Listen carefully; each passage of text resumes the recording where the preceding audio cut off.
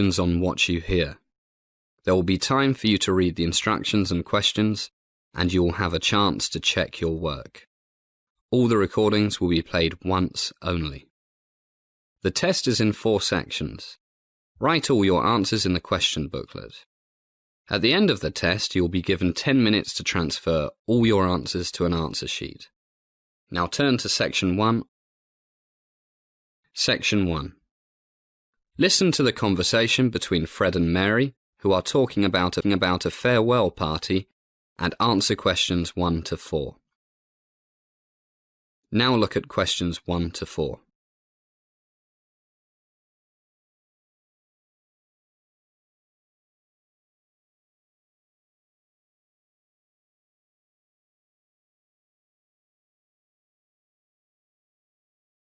You will see that there is an example which has been done for you. On this occasion only, the conversation relating to this will be played first and repeated. Mary, thank God you're here. We've a ton of work to do if we're going to get everything ready for tonight.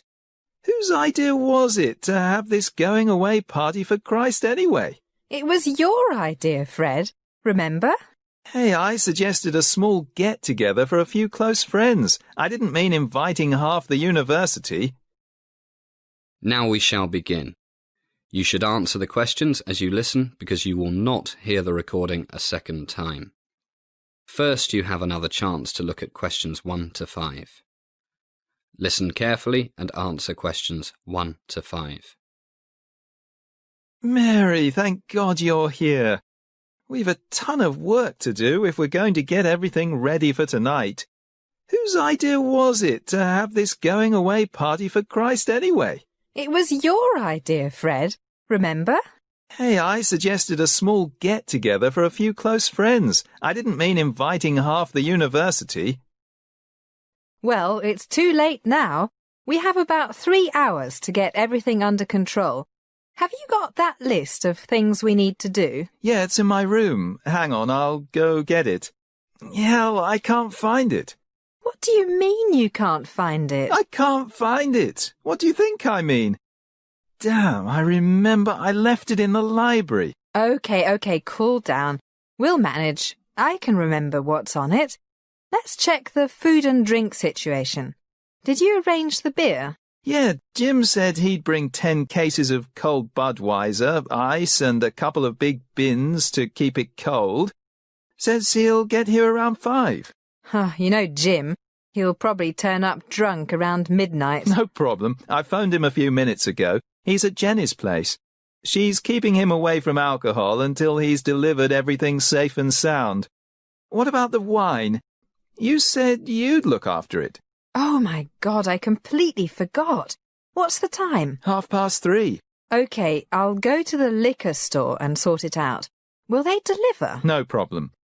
But you'll have to pay up front. I reckon about 60 people will turn up. Allow for half a bottle per person. That makes 30 bottles, half red, half white. What do you think? That should be enough. Better to have too much than too little. Why not make it 40? 25 red and 15 white. As the conversation continues, answer questions 5 to 10.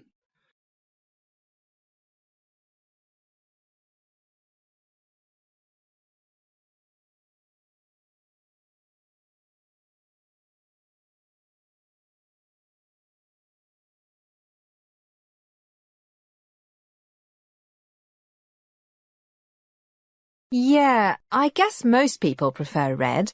Where's the nearest liquor store? Not far. Go out the front door, turn right. Sorry, left. Take the second street on your right and it's 300 yards down on the left, just before you get to the park. Okay, I'll go in a few minutes. Let's first make a quick list to make sure we haven't forgotten anything. Glasses. What about glasses? Sally borrowed 100 beer glasses and 100 wine glasses from the student bar. They're in the cupboard. Should be enough. Yeah, should be. What about the barbecue? I've got 2 barbecues and plenty of charcoal out the back. And Jane and I spent 3 hours yesterday getting the steaks, chicken legs and sausages ready. They're all in the big fridge. Should taste terrific. Tons of garlic, pepper and soy sauce. No MSG. Sounds good. What about plates and things? Sally has looked after that as well. She's borrowed them from the bar too. They're in the cupboard with the glasses. You know Sally refuses to use throwaway things. Bad for the environment. Good for her. Oh, just remembered. Could you pick up another 20 loaves of French bread and a few packets of paper napkins? No problem. Is there a shop on the way? There's a supermarket just before you get to the liquor store. Can you manage everything, or should I go with you? I'll manage. I've got this huge rucksack. No problem. Damn, just remembered. I'm over my limit on my credit card. Have you got $500 on you? We'll work out who owes who how much later. No problem. I took out $1,000 this morning. Here's 500. Ta. OK, I'll get going. See you in a while. Ciao. See you. That is the end of section 1. You now have some time to check your answers.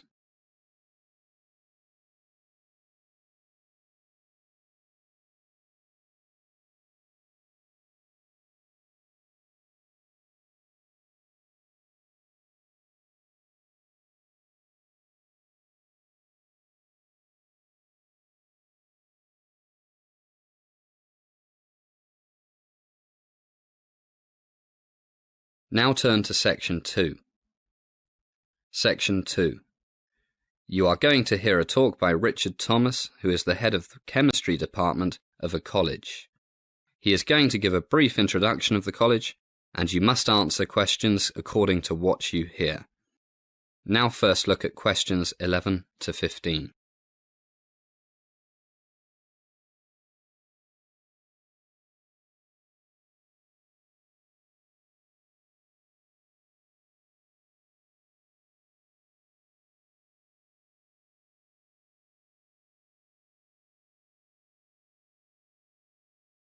Good morning, everybody, and welcome to Royal Hospital College.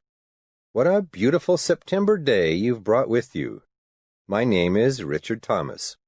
I'm the head of the chemistry department, and today it's my pleasure to introduce our wonderful college to you. Normally, the dean, Professor John Thomas, yes, we share the same surname, likes to do this. But unfortunately, he has a bad case of flu, so he's doing the sensible thing and staying in bed. He sends his apologies, but you'll be meeting him soon, so no big problem. I'm sure you are all so excited at the thought of studying here that you have read all about the history of our school. But for those who haven't, I'll give you a brief summary as we walk around. The college was originally founded in, anybody know?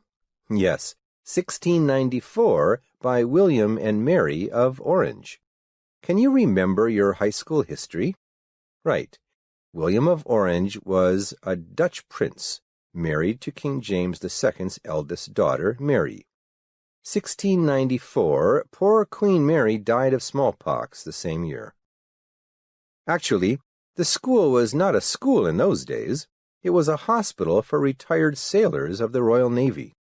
And it wasn't here, in the beautiful countryside of East England. It was located in what is now East London, on the banks of the River Thames. Back in those days, it was also in the countryside, but London grew and grew, and by the end of the 19th century, it was surrounded by houses and smoky factories. So, after the Second World War, a New Zealand millionaire named Sir Gifford Reed kindly gave the school £65 million to move to here. He was an architect, and he designed much of the beautiful school that you see today. It opened in 1963, and if you look to your right, there is a statue of Sir Gifford Reed facing that other large statue of Queen Victoria. As the talk is going on, answer the questions 16 to 20.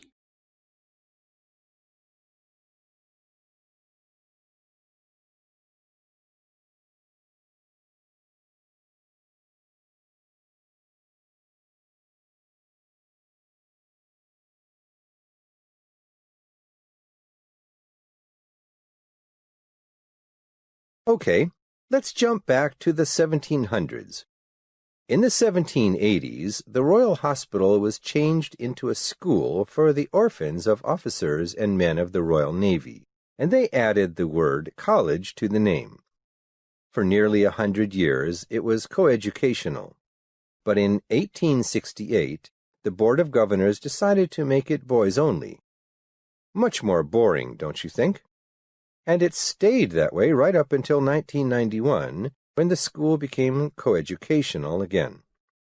Okay, and here we are at the school church. Do we have any musicians with us? You? Wonderful. What do you play? Piano and organ. Oh, you'll love it here. Our church has the largest organ in England, and we often have recording companies, the BBC, etc., coming here to record. And our staff and students are more than welcome to play it. In fact, there's a waiting list. It's very popular. In fact, the school is very well known for its choir and orchestra. I sing in the choir, and last summer we toured North America. Great fun. A healthy mind in a healthy body, as the Romans used to say. Which brings us to our gym and swimming pool. Both are open from 6 in the morning till 11 at night, 7 days a week. The gym has everything you need for aerobics, weight training, martial arts, basketball, gymnastics, and even an indoor running track. So there's no excuse for not keeping fit. And of course, we have all the usual team sports: soccer, basketball. Our women's basketball team won the All England Universities Championship this year. Rugby, water polo, no American football. So you see, we are quite a sporty lot here. And we also study sometimes. Here's the main library. I'm afraid we can't go in because it's being redecorated. It's supposed to open again this Wednesday, but it looks to me that it'll be a bit late. And here's the coffee shop. Why don't we stop here for a drink? Agree? Jolly good. That is the end of section 2. You now have some time to check your answers.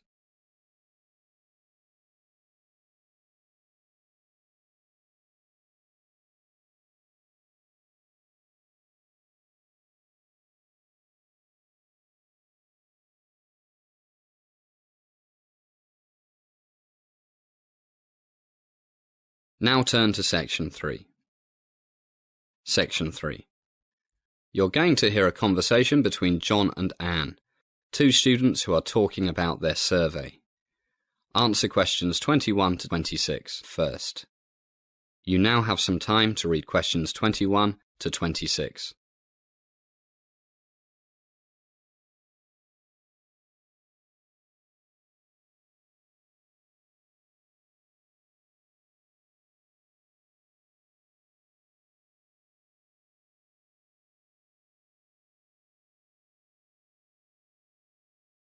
Hi, Anne.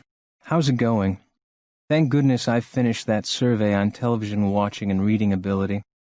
What was your survey on? I told you before. I wanted to find out if there is any relationship between how fat students are and how many times they eat at fast food restaurants. That's right. I'd forgotten. Have you got your report finished? All the graphs and charts, that sort of thing? Almost done. What about you? All ready to present to the class, apart from 1 or 2 small things. Actually, my results are really interesting. Want me to tell you what I found? Sure, if you promise to let me tell you what I found. No problem. Anyway, look at this graph here. On the x-axis, I have the dependent variable reading level. How did you measure reading level? I used the English department test, and on the y-axis, I have a number of hours usually spent watching television every week. 13 to 19, 20 to 29, 30 to 39, 40 to 49, and 50 to 59. What are these numbers? The people's ages. I managed to get exactly 20 people from each age group to do the test. Took me ages. And what did you find out? Well, look at this. If we take the 100 people as one group, we see that the more television people watch, the worse their reading level. That's not surprising. But did you find any significant difference between the different age groups? You bet. Okay. This is the curve for the group as a whole. These lines are for the different age groups. See what I see? Wow, that's fascinating. The two youngest groups are very similar. Big difference between the oldest two groups and the youngest two. The older the people are, the less the correlation between reading level and hours spent in front of the TV. Why do you think that is? Well, I need to do more research before I can say for sure. But from talking to the people, it's clear that over the past 30 years, most people have been watching more television and reading fewer books. But the older people... Don't tell me. They spent more time reading when they were young than young people nowadays. So they learned to read well, and even though they spend more time in front of the TV than they used to, their reading levels stay the same. Hey, you're pretty smart. That's exactly what I think. But I need to do more research before I can say for sure. How about your survey? As the conversation continues, answer questions 27 to 30.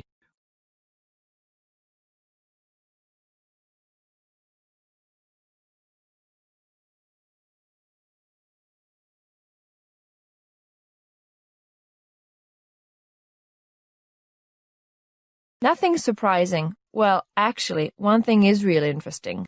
Look, this is the number of times people usually go to a fast food place every week. And these are the percentages of people who are normal weight, overweight or obese, meaning really, really fat. Look, no fast food, only about 5% are obese. And look, 12 or more, about a third. And another graph, we have the number of hours they exercise every week. Wow, a big difference. More junk food, less exercise, more fat. I didn't think it would be so obvious. That's great work. Why do you think people who exercise more tend to eat less junk food? I asked everyone about that and found that people who care about their health do more exercise and eat fewer French fries and all that other greasy food, fast food stuff. Simple. That makes sense. But I see you found lots of people who eat the stuff more than once a day on average. I can't believe it. You'd be surprised. You're right. Hey, who's this guy? More than 12 a week? I bet it was Richard. He must weigh 260 kilos. And he's pretty short, all fat, no muscle. You're right. And he drinks tons of soft drinks. All that sugar. Okay, that's it. Healthy food only from now on. And get to the gym, fatty. That is the end of section 3. You now have half a minute to check your answers.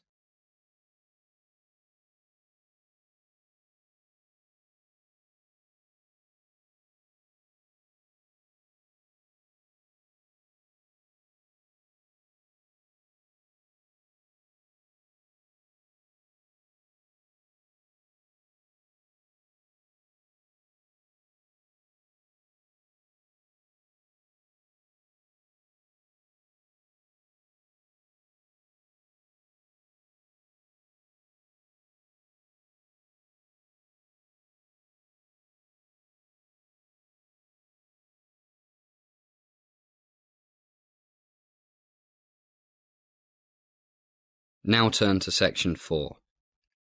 Section 4. You're going to hear a lecture on corporate crime. You now have some time to read questions 31 to 40.